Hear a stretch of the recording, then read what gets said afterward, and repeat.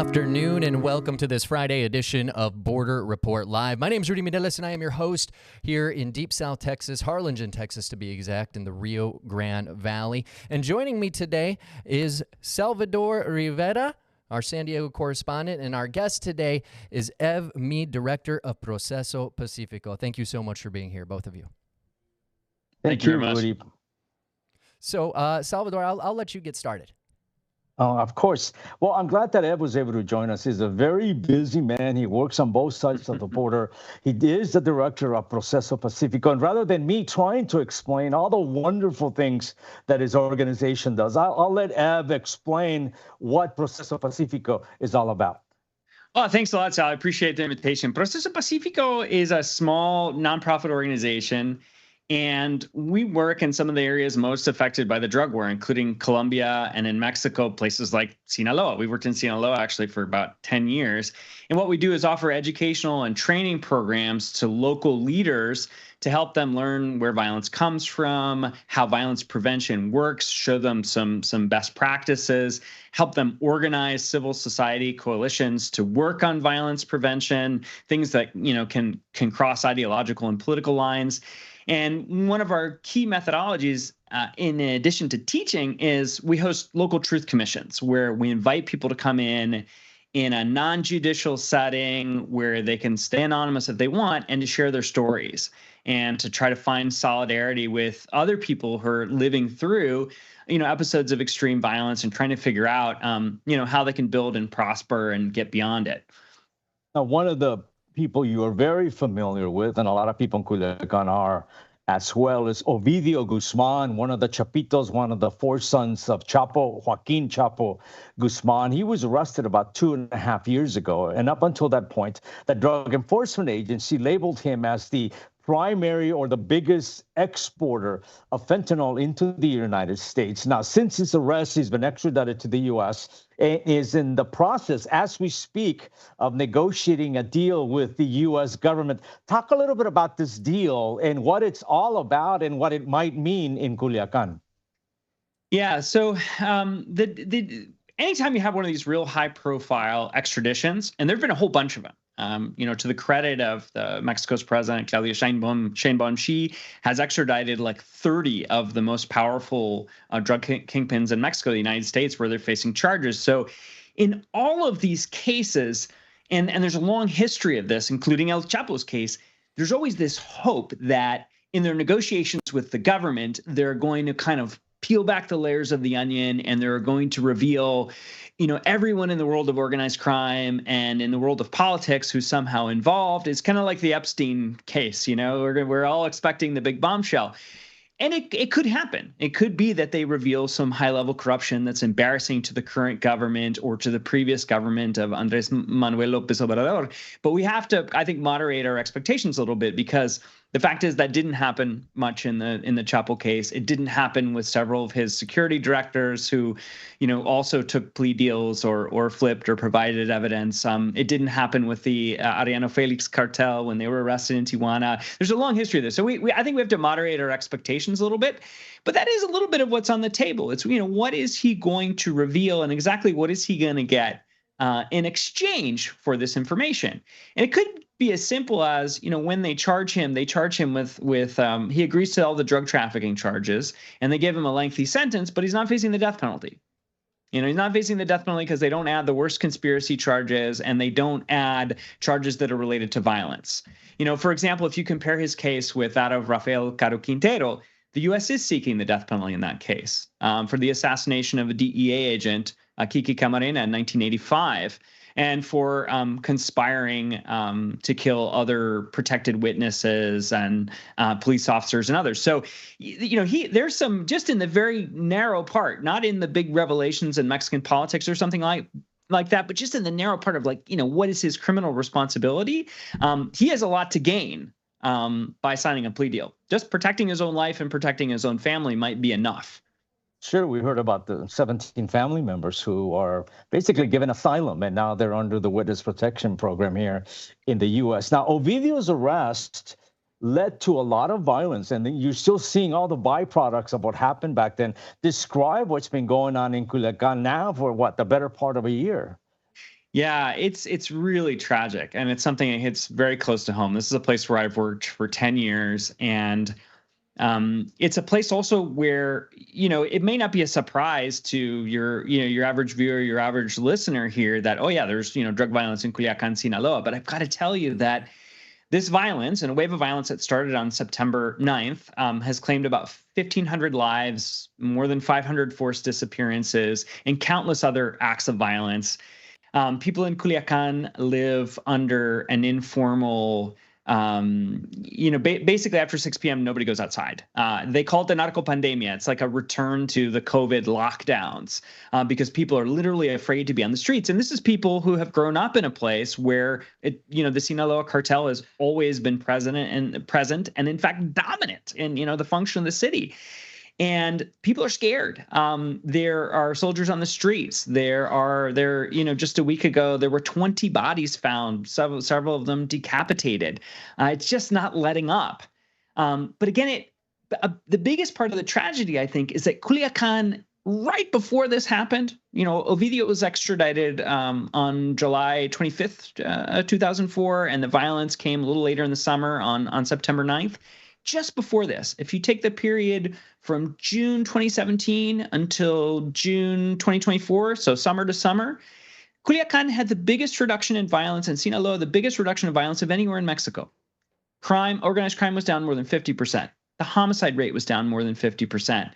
There was a whole new kind of civil society contract about how to handle violence, how to deal with the victims of violence and make sure that they're attended to. The impunity rate for murder was going down. There was a restorative justice program in place. There was much better trust in government. And things were just getting better, and it all blew up on September 9th. And people in Culiacan feel just terribly forgotten in all this. You read the national newspapers, and it's all about what's going on between Mexico and the U.S. or what's going on between Trump and Sheinbaum, and they say, forget about that. What about this? Our kids can't go to school. They've been on a reduced school program. Again, it's a lot like COVID. It feels like the COVID lockdown, where people are afraid to go out and having big struggles about when is it safe to be out? When should children be in school? When should they not? So it's just a really tragic situation. And the last thing I would say about the violence, the quality of the violence has changed too. We hear a lot about this as a civil war among the Sinaloa cartel where, one group is killing members of the other group in a kind of tit for tat. But the thing I think a lot of people forget is lots of ordinary people have been pulled into that or caught in the crossfire, which is something that just didn't happen before, or not nearly on this scale anyway. We're talking about people who are being killed to have their vehicle stolen from them because the Chapitos or the Maíza, the two groups that are fighting, they need SUVs. They need vehicles to fight their war, or businesses that are being extorted for everything that they have, not in an ongoing protection racket where it's like, you better pay me every month. This is, I want everything that's in your checking account now because I need it. My boss said I have to have it because we're fighting a war. So police officers being killed for a bounty. I have a very good friend, Benjamin Villarreal, who was an amazing person, a police officer who had a PhD and was pursuing another graduate degree, was somebody who really wanted to modernize the Culiacan police force, make it a lot more like a European police force. And he resigned at the end of October because he said, look, we can't do this. The local police, we can't handle this war between these two big international groups here. There's nothing we can do. And he returned to being a regular beat cop. And he was murdered in a restaurant by a teenager who collected a bounty. Didn't even know his name, just knew that he was a police officer, collected a bounty of about $200 for murdering him. So this is the kind of stories we hear. And so I'm sorry to go on about it, but I feel like if your viewers want to take, one concrete thing away from like below the politics are important. It's that an enormous amount of suffering followed this in Culiacan. It's incredible stuff that you're sharing with us, Ev. We're speaking with Ev Mead, the director of Proceso Pacifico, and we're going to continue this conversation right after the break. Stay with us. Border Report Live is back in just about a minute.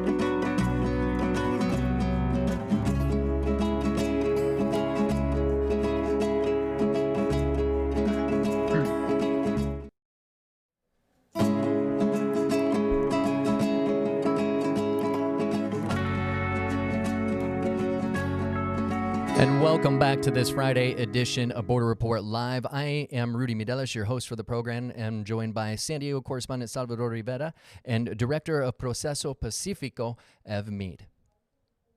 Well, Ev, you were talking about the violence in Culiacan, and President Sheinbaum, Claudia Sheinbaum, is saying, we're paying the price. We helped you catch Ovidio Guzman, but we're the ones paying the price. Now you're negotiating with somebody that you have said to be a terrorist, even though you claim you don't negotiate with terrorists. But we're taking all the hits, yet we're not getting anything in return during this plea bargain. Talk a little bit about Sheinbaum's concerns and why she is saying that Mexico's getting the short end of the bargain here.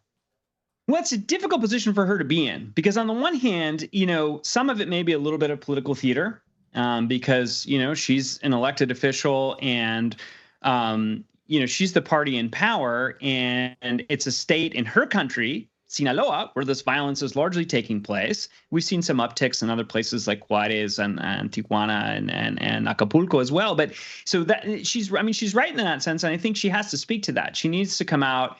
The audience may not be the United States, I guess is my guess there. My guess is that's a domestic political audience saying, I care and I'm defending you.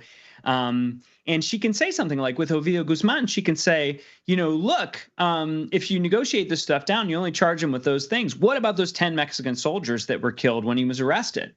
Here I am. I'm their commander in chief. I represent them. I represent their families as victims. Why aren't their deaths on the table? Why isn't that part of the cost here? Again, though, I think that's playing more to the Mexican audience, because if you look at what she's done versus what she said, what she's done is taken, the 30 most important capos that were in from the drug trade in Mexico that Mexico had in custody and extradited into the United States, which no Mexican president has ever done. She's also sped up the extradition process. Ovidio, was arrested in the very beginning of January in 2023. And, by the following summer, he was in the United States. This is not what used to happen with these cases. They would drag on, if you look at the Beltran-Leyva cases and some of these, they dragged on for 10 years.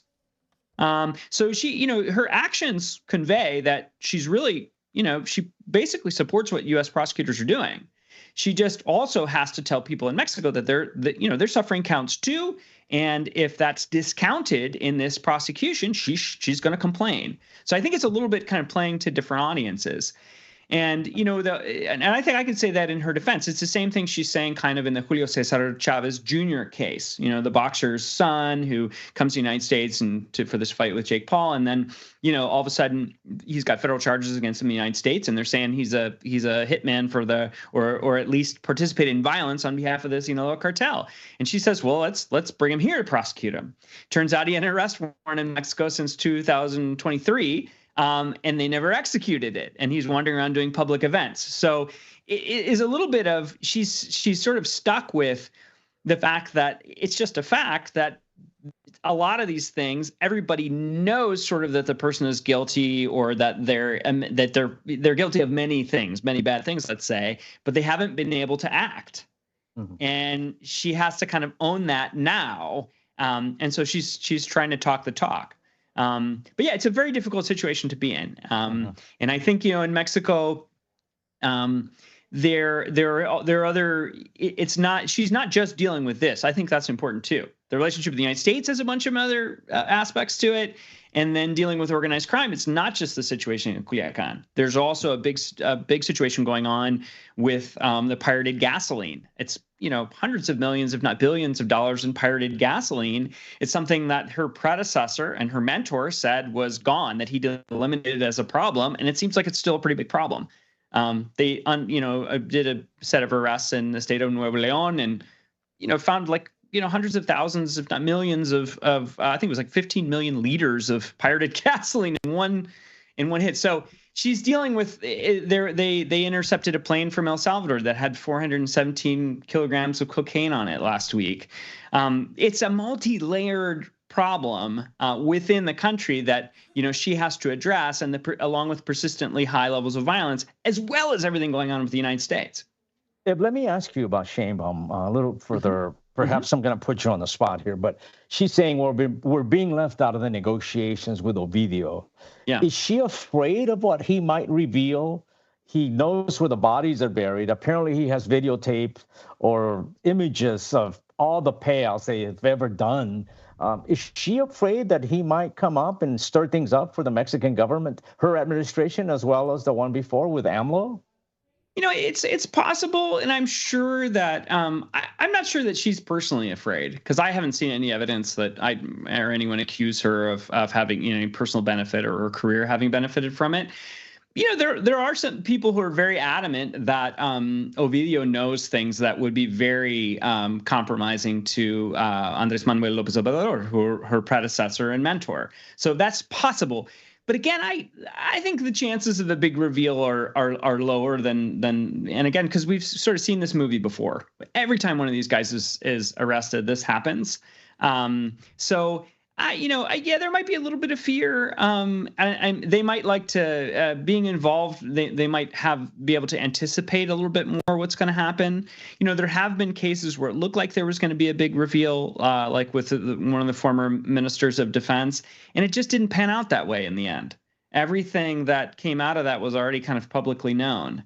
So, or the General Cienfuegos, or several of the other high-profile cases. In the end, we returned him to Mexico. So, and he was exonerated. So, yeah, I think that's probably overplayed. I think that they might like to have advanced knowledge. I'm sure any head of state would want advanced knowledge if something's gonna come out. Honestly, I think their biggest liability is probably in the state of Sinaloa. And there may be a question of whether they're going to. The federal government is going to stand behind the current governor of Sinaloa, because there's a strong sense that U.S. officials are very convinced that he was a lot more involved with the cartel than they let on, and that he's lied about it. So that could be something in the pipeline. Maybe they want to know a little bit more, but I think it's mostly theater. I think it's something she feels she has to say because there's a lot of rumor. All right. Well, we're going to continue our conversation with Ev Mead, the director of Proceso Pacifico, right after the break. Border Report Live is back in 1 minute.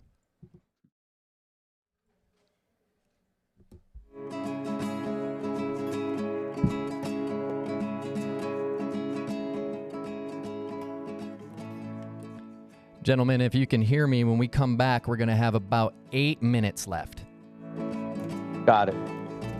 And when we come back, I'll ask you about Sheinbaum's impact on the historic low immigration numbers that we're seeing. Okay. Okay. And then we'll get into the, if we got time, into the indictments of the Sinaloa cartel and whether fentanyl, is it coming down? Are we seeing less of it? Okay. Finish with fentanyl. That's good. I think that would be a good place to finish it. Okay. There you got it. We're back in about 15.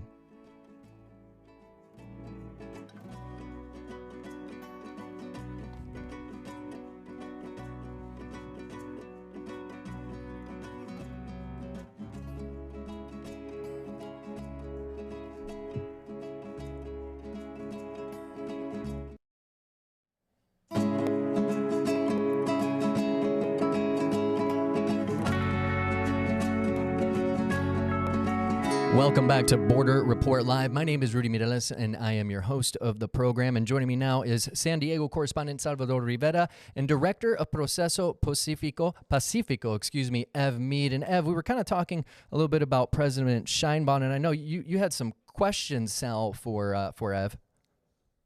Well, yes. We're seeing historic lows in terms of immigration or migration, not just from Mexico, but from other countries, people that were coming through Mexico. What has been Sheinbaum's role in helping create this low immigration rates here between Mexico and the United States? Well, on the one hand, I think you can rightly claim, and they can rightly take credit for continuing AMLO's policy, which was a pretty strict immigration policy for Mexico. By the end of his administration, Mexico was detaining and deporting, really record numbers of people in all over the country. They were doing it in Mexico City. They were doing it in the south on the kind of migration routes. They were enforcing the southern border like Mexico's really never done before. On the other hand, as a social scientist, I will tell you, I would be very skeptical of giving any of the policymakers really in either country too much credit for this. We had an unprecedented wave of migration associated with COVID that and a couple of other political crises around the world, it crested, and then the demand just fell. And I think that's really largely what's happened. So I don't think it's AMLO or Sheinbaum, nor do I think it's really Biden or Trump. I think migration is really demand driven. People who pick up and cross a continent on foot aren't necessarily doing so because of they've read the latest policy report out of Congress, or know who's president, or even how like an asylum process works.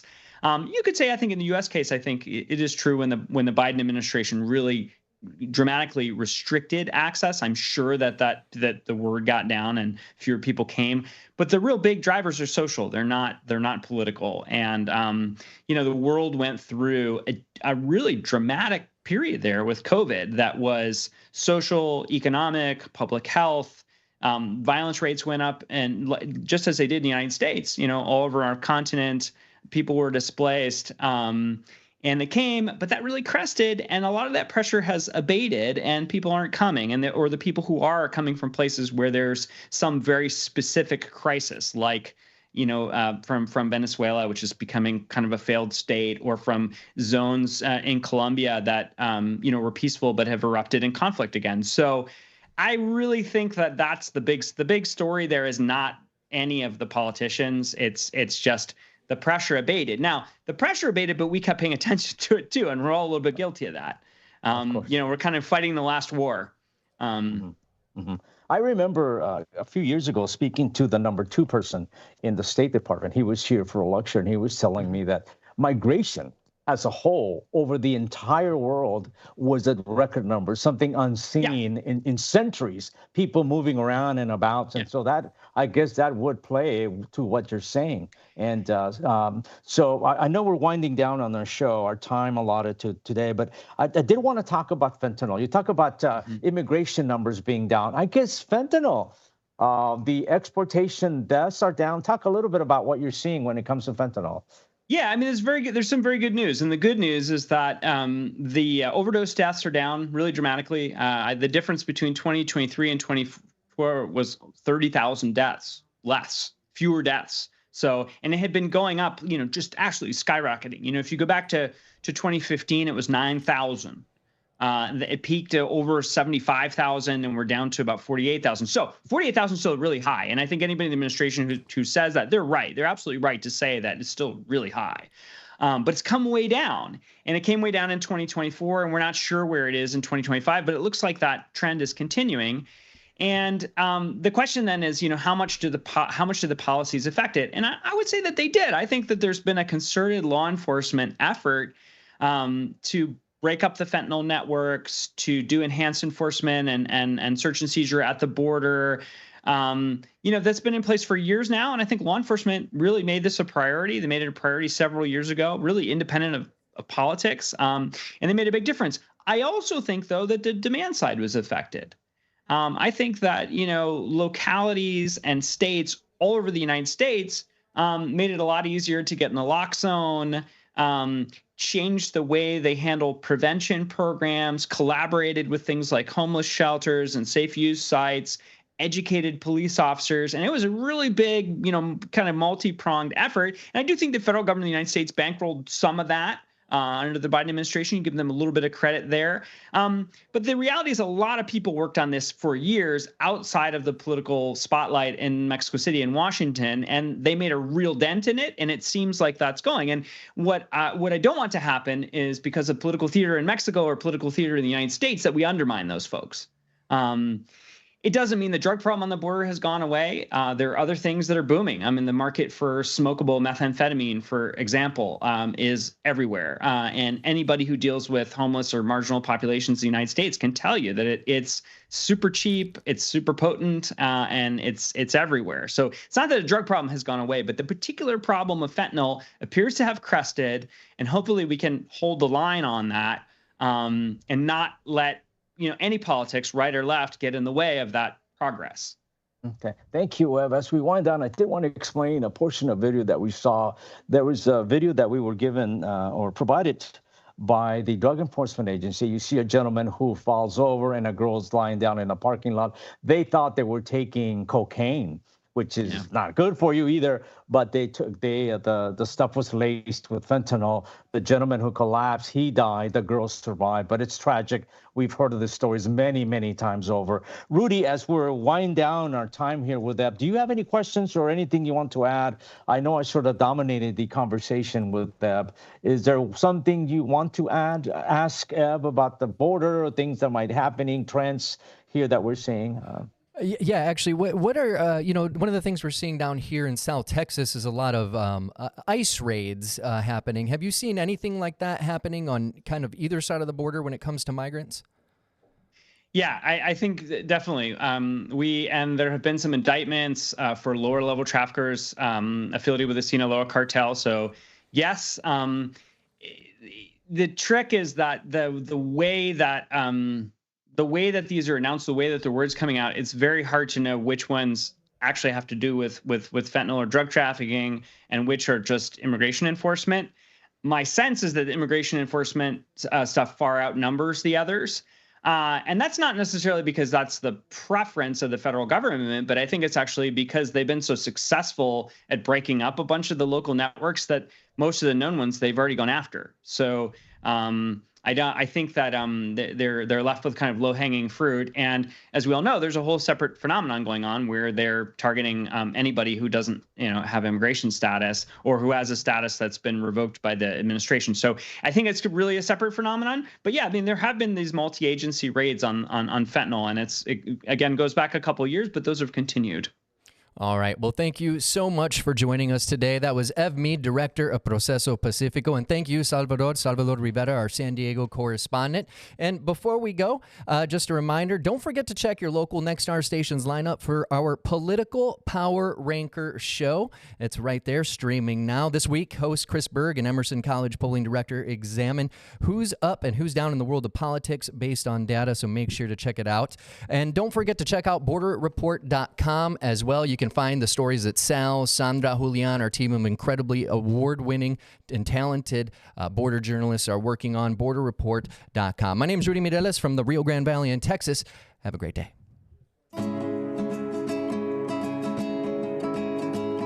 Good.